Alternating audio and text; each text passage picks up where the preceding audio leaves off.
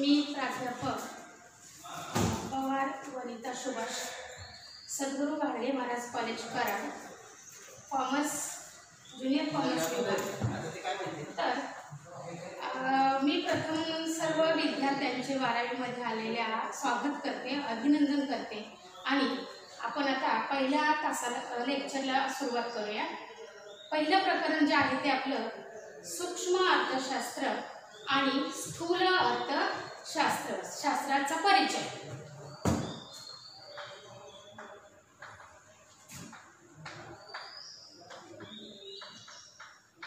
सूक्ष्म अर्थशास्त्र आणि स्थूल अर्थशास्त्राचा परिचय।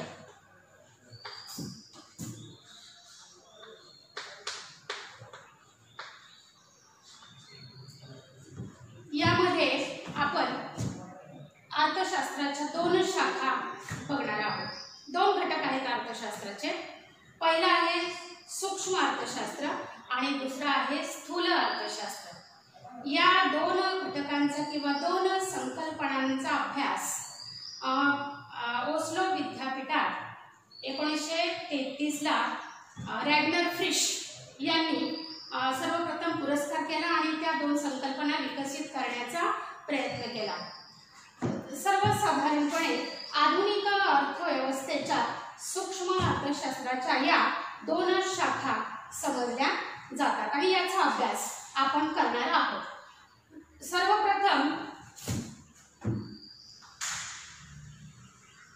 Micro economics.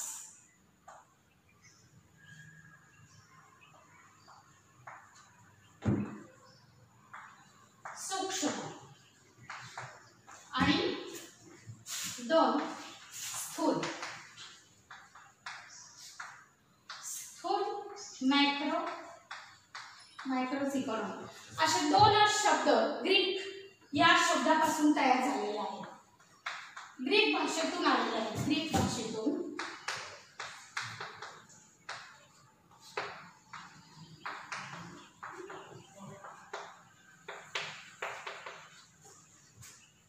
त्यानंतर आपल्या इथे मायक्रो आणि मॅक्रो इकॉनॉमिक्स या 2 शाखांचा अभ्यास विकसित करण्याचं कार्य रॅग्नर फ्रिश यांनी केलं। त्यांच्याबरोबरच अनेक अर्थशास्त्रज्ञांनी सुद्धा याचा अभ्यास करण्याचा प्रयत्न केलेला आहे। जसं की सर्वसाधारणपणे अर्थशास्त्राची सर्वप्रथम मांडणी जी आहे ती व्यापार आणि व्यापार चक्रीय लेखांमधील घटकांवरती त्यांनी जास्त अभ्यास केलेला दिसून येतो।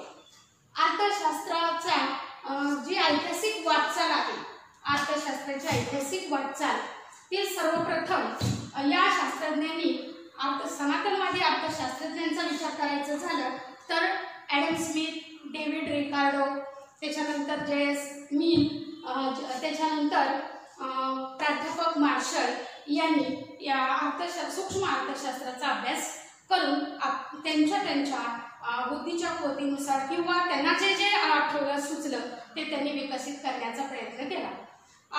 डॉक्टर मार्शल यांनी आपल्या प्रिन्सिपल्स ऑफ इकॉनॉमिक्स या ग्रंथामध्ये सूक्ष्म अर्थशास्त्राचं सविस्तर अशा प्रकारचं विवेचन केलेलं आहे। त्यांनी मागणी आणि पुरवठा कशा पद्धतीने होतो आणि मागणी आणि पुरवठ्याच्या संतुलनातून वस्तूची किंमत निश्चित कशी होते हे सर्वसाधारण सांगितलं आणि वस्तूच्या किंमत निश्चिती ही सूक्ष्म अर्थशास्त्राचा विषय आहे अभ्यासाचा आणि त्यामुळं मार्शल यांनी सुद्धा सूक्ष्म अर्थशास्त्र हे अतिशय चांगल्या पद्धतीने अभ्यासण्याचा प्रयत्न केलेला दिसून येतो।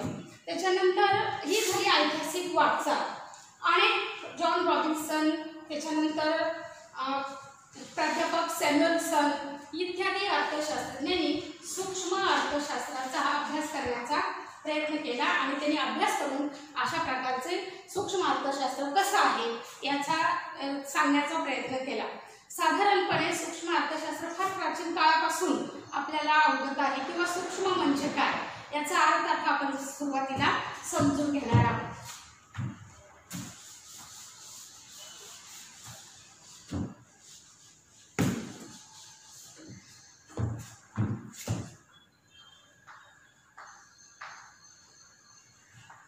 सूक्ष्मलक्षी अर्थशास्त्राचा अर्थ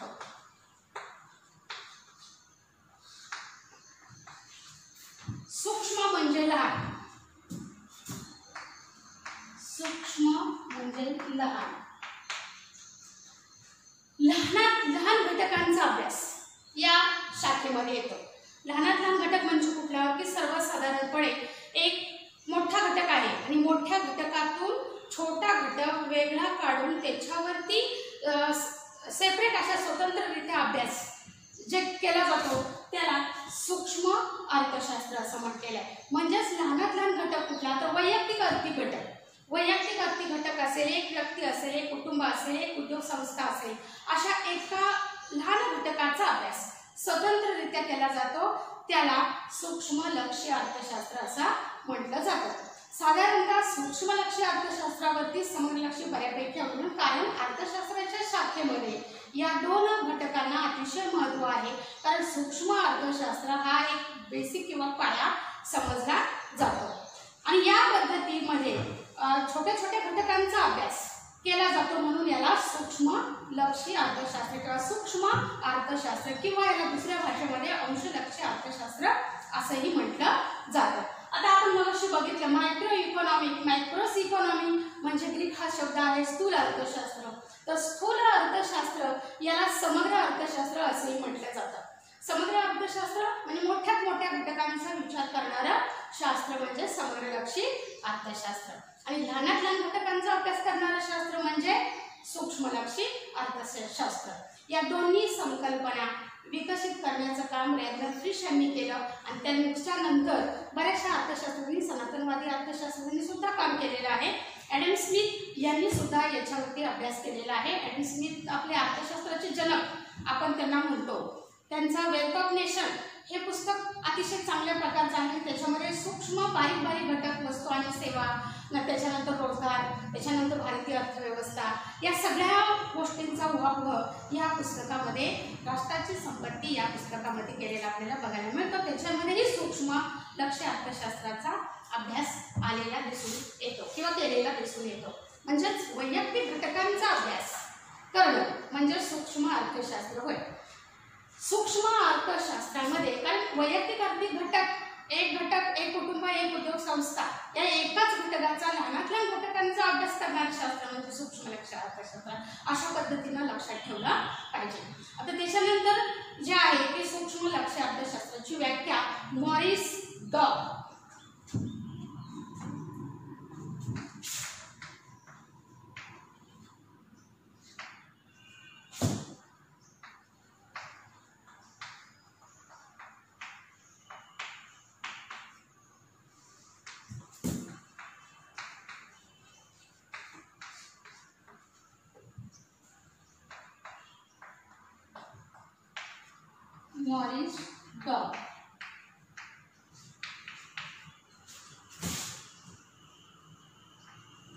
मॉरिस डॉब यांची जी व्याख्या आहे ते म्हणतात अर्थव्यवस्थेचे सूक्ष्मदर्शी अध्ययन म्हणजे सूक्ष्म अर्थशास्त्र होय. आता मॉरिस डॉब यांची व्याख्या अर्थशास्त्रातील सूक्ष्मदर्शी अध्ययन म्हणजे शिकणे. आता बारीक बारीक घटकांचा ज्या वेळेला आपण अभ्यास करतो, राष्ट्रीय उत्पन्न, उदाहरणार्थ राष्ट्रीय उत्पन्नातील छोटासा एक घटक बाजूला काढून घेऊन एकाच व्यक्तीचा किंवा एकाच राष्ट्राचा अभ्यास, अनेक राष्ट्रांचा उत्पन्नाचा अभ्यास न करता एकाच राष्ट्राच्या उत्पन्नाचा अभ्यास ज्यावेळेला आपण करतो तो लहान असतो. आणि अशा प्रकारे मॉरिस डॉब यांची व्याख्या अर्थव्यवस्थेचे सूक्ष्मदर्शी अभ्यास म्हणजेच सूक्ष्म अर्थशास्त्र होय. छोट्या छोट्या लहानात लहान घटकांचा अभ्यास केला जातो असं मॉरिस डॉब यांना सांगायचं आहे. दुसरे अर्थशास्त्रज्ञ जे आहेत ते दुसरे अर्थशास्त्र एक झाले, दुसरे प्राध्यापक A.P. लर्नर.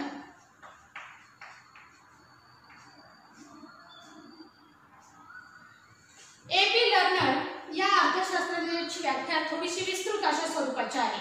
ती म्हणजे सर्वसाधारणपणे अर्थव्यवस्था रूपी शरीरातील लाखो पेशी म्हणजे व्यक्ती आणि कुटुंबे उपभोक्त्याच्या रूपाने आणि व्यक्ती व उत्पादन संस्था उत्पादकाच्या रूपाने यांची जी भूमिका अर्थव्यवस्थेत कशा पद्धतीने पार पाडतात म्हणजेच अर्थशास्त्र असं या म्हणजे पेशी ज्या आहेत त्या पेशीकडे जणू काही सूक्ष्मदर्शकातून पाहिलं जातं असं A.P. लर्नर हे सांगतात. सूक्ष्म अर्थशास्त्राची व्याख्या.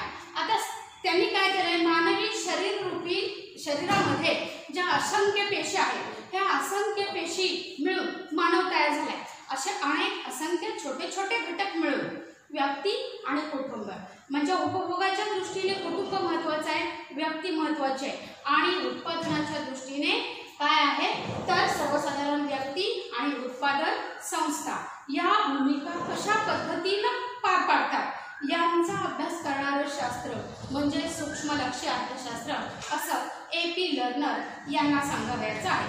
सर्वसाधारणपणे लहान लहान घटकांचा आपण ज्या वेळेला अभ्यास करतो, सूक्ष्म घटकांचा अभ्यास करतो, सूक्ष्मदर्शी तुम्हाला माहिती आहे ती या 5वी ते 8वी मध्ये तुम्ही प्रयोगशाळेमध्ये शिकलेला आहात. सूक्ष्मदर्शकाखाली लहान गोष्ट असते ती ठेवायची आणि मोठी करून बघायची असं हे सूक्ष्मदर्शक. आणि अशा पद्धतीनं ज्या वेळेला आपण करतो अध्ययन त्यावेळेला अतिशय चांगल्या प्रकारचं अध्ययन होतं असं A.P. लर्नर म्हणून त्यांनी शरीररूपी पेशी अशी उपमा त्यांनी आपल्या व्याख्येला दिलेली आहे.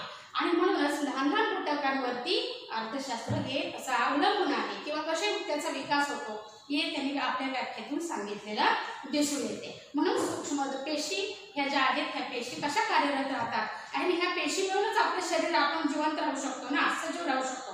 तशी अर्थव्यवस्था सजीव ठेवण्यासाठी सूक्ष्मदर्शी अध्ययन अतिशय महत्त्वाचं आहे. लहान लहान घटकांचा अभ्यास होणं तितकंच गरजेचं आहे.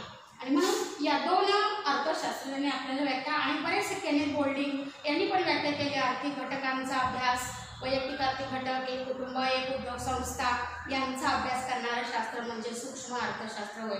म्हणजे सूक्ष्म अर्थशास्त्र म्हणजे लहानात लहान घटक आणि लहानात लहान घटकांचा अभ्यास याच्यामध्ये केला जातो.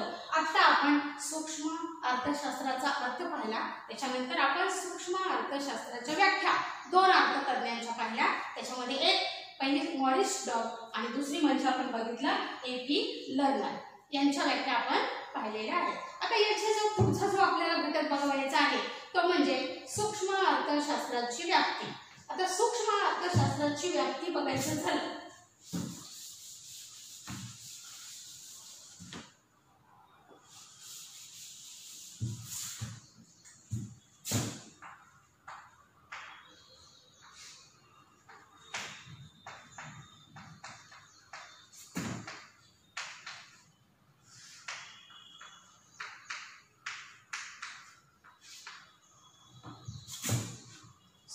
अर्थशास्त्राची व्याप्ती.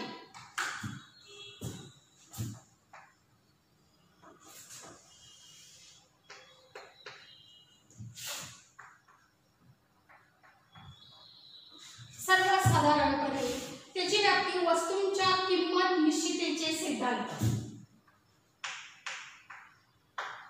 वस्तूंच्या किंमत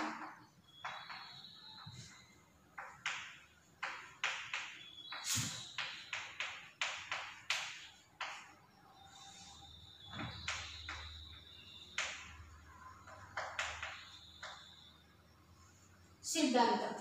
दुसरा जो घटक आहे तो म्हणजे उत्पादन घटकांच्या किंमत निश्चितीचे सिद्धांत.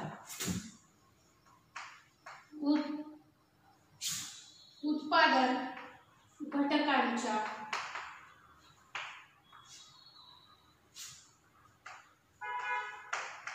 किंमत निश्चितीचे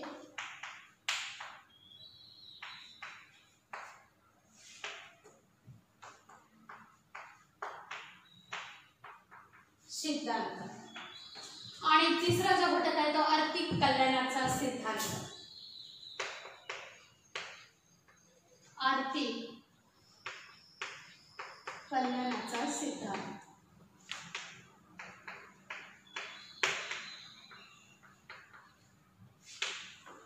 आर्थिक कल्याणाचा सिद्धांत. आता याच्यामध्ये पहिल्या वस्तूंच्या किंमत निश्चितीच्या सिद्धांतामध्ये परत आणखीन प्रकार पडलेला दिसून येतो आपल्याला. तो म्हणजे मागणी आणि पुरवठ्याचे विश्लेषण.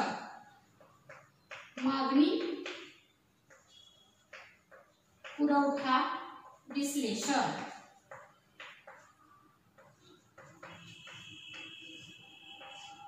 मागणी आणि पुरवठ्याचे, मागणीचे विश्लेषण आणि पुरवठ्याचे विश्लेषण.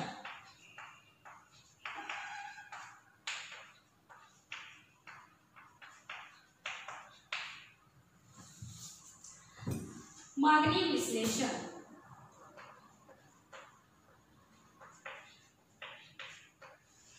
मागणी विश्लेषण आणि पुरवठ्याचे विश्लेषण. त्याच्यानंतर उत्पादन घटकाच्या किंमत निश्चितीच्या सिद्धांताचे परत अजून घटक आहेत, ते म्हणजे 4 घटक आहेत. उत्पादनाचे सर्वसाधारण 4 घटक आहेत. 4 घटकांच्या सहाय्याने उत्पादन सहभागाने उत्पादन कुठल्याही वस्तूचं किंवा घटकाचं होत असतं. पहिला भूमी, 2 श्रम,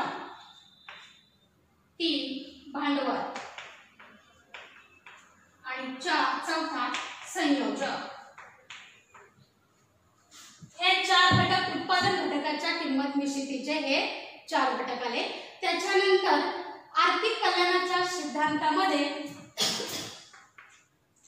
याचे पुन्हा 1, 2 आणि 3 अशा प्रकारचे घटक आपल्याला आढळून येतात. ते म्हणजे उत्पादन क्षेत्रातील कार्यक्षमता,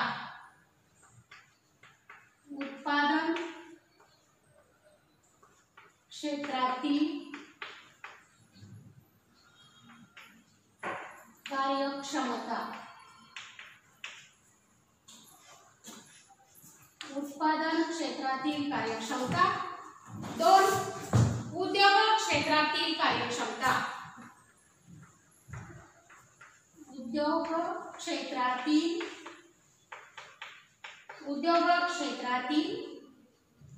कार्यक्षमता, उद्योग क्षेत्रातील कार्यक्षमता. आणि तिसरं जे आहे ते म्हणजे एकूण आर्थिक कार्यक्षमता, एकूण आर्थिक कार्यक्षमता.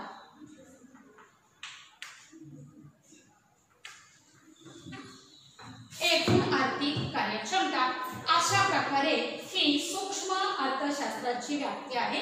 आता पहिले बघा, वस्तूच्या किंमत निश्चितीचे सिद्धांत. वस्तूची किंमत निश्चित होण्यासाठी कोणाचा सहभाग लागतो, तर मागणी आणि पुरवठ्याचा. मागणी आणि पुरवठा यांच्यावरून वस्तूची किंमत निश्चित होत असते.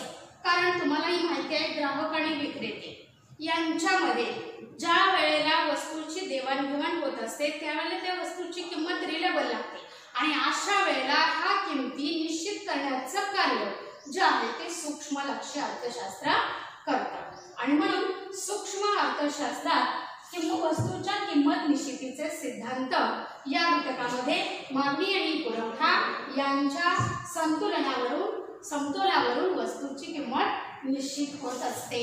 त्याच्यानंतर दुसरा जो आहे तो उत्पादन घटकांच्या किंमत निश्चितीचे सिद्धांत. आता उत्पादन घटक जे आहेत, उत्पादन घटक 4 प्रकारचे उत्पादनाचे हे घटक आपण आहेत. आणि या 4 प्रकारच्या उत्पादन घटकांच्या सहाय्याने कुठल्याही वस्तूचे उत्पादन होत असते. या भूमी, श्रम, भांडवल आणि संयोजक यांच्या किमती निश्चित करण्याचं कार्य सूक्ष्म अर्थशास्त्र करतं. उदाहरणार्थ भूमीला खंड या स्वरूपामध्ये उत्पन्न मिळतं. त्याच्यानंतर श्रमाला वेतन या स्वरूपामध्ये मोबदला मिळतो. त्याच्यानंतर भांडवलाला व्याज या स्वरूपामध्ये मोबदला मिळतो. आणि संयोजकाला नफा या स्वरूपात मोबदला मिळतो. म्हणजे हे मोबदले ठरवण्याचं कार्य सुद्धा प्राथमिक स्तरावरती म्हटलं तर हे निश्चित करण्याचं कार्य सूक्ष्म लक्ष्य अर्थशास्त्र करतं. अशा प्रकारची ह्या सूक्ष्म लक्ष्य अर्थशास्त्राची व्याप्ती जी आहे ती आपल्याला दिसून येते. त्याच्यानंतर आर्थिक कल्याणाचा सिद्धांत. आर्थिक कल्याणाच्या सिद्धांतामध्ये 3 घटकांचा समावेश होतो.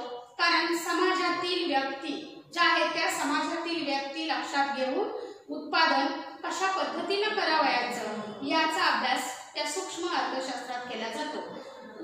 उत्पादन क्षेत्रातील कार्यक्षमता लक्षात घेऊन साधन सामग्रीच्या साहाय्याने वस्तूचं उत्पादन केलं जातं. मग ही साधन सामग्री लक्षात घेतली पाहिजे. साधन सामग्रीचं वितरण जे आहे ते योग्य प्रकारे झालं पाहिजे आणि त्या दृष्टिकोनातून सूक्ष्म अर्थशास्त्र विचार करतं. त्याचबरोबर उद्योग क्षेत्रातील कार्यक्षमता, याच्यामध्ये पण उद्योग क्षेत्रामध्ये कशा पद्धतीनं वस्तूंचे उत्पादन होते आणि त्या झालेल्या उत्पादन वस्तू ज्या आहेत त्या वस्तूंचं वितरण समाजामध्ये कशा पद्धतीनं होतं याचा अभ्यास सूक्ष्म अर्थशास्त्राचा अभ्यासाचा विषय आहे. त्याच्यानंतर तिसरं जे आहे तो एकूण आर्थिक कार्यक्षमता जी आहे ती एकूण आर्थिक कार्यक्षमतेमध्ये साधारणपणे जर विचार करायचा झाला तर